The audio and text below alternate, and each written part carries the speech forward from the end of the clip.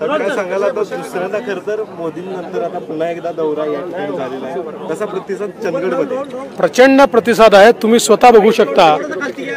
इतका वेळ या ठिकाणी लोक बसले आहेत, लोक या ठिकाणी प्रतिसाद देत आहेत।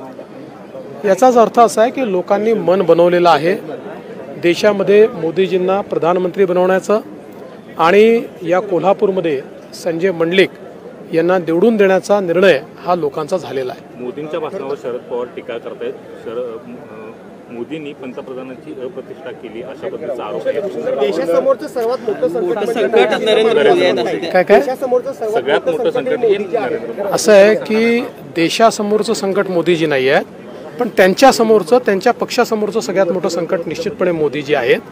कारण मोदीजी आल्यानंतर ज्या प्रकारे त्या ठिकाणी त्यांच्या पक्षाची अवस्था झाली आणि आता राष्ट्रवादी आमच्या सोबत आहे, त्याच्यामुळे मला असं वाटतं की निश्चित त्यांच्याकरता हे मोठं संकट असू शकतं। बाकी देशाचं प्रेम आहे मोदीजींवर, त्यामुळे मला असं वाटतं की जनता जी आहे ती ते जे काही बोलले आहेत याचं उत्तर मतपेटीत मध्ये।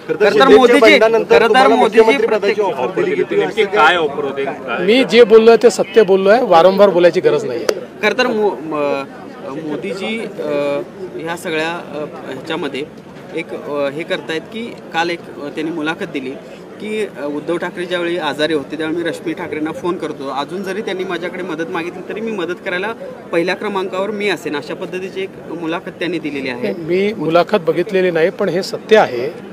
शेवटी राजकारणामध्ये पक्ष वेगवेगळे असू शकतात, पण अडचणीच्या काळात आजारपणामध्ये विचारपूस करणं, मदत करणं ही आपली संस्कृती आहे आणि मोदीजी ती नेहमी पाहतात। त्यामुळे मला ही पूर्ण कल्पना आहे की त्या काळामध्ये मोदीजी रेग्युलर फोन करून उद्धवजींची विचारपूस करायचे आणि काही लागलं, काही आवश्यकता आहे काही विचारायचे। उदय सामंत साहेबांनी ज्या पद्धतीने संभाजीराजांची अवहेलना झाली तो मुद्दा काढला। खरं तर त्या राज्यसभेच्या निवडणुकीच्या प्रक्रियेत तुम्ही सुद्धा सगळे सहभागी होता, एकूणच त्यानंतरचा निकाल काय झाला माहिती आहे, पण हा अवमान झाला का?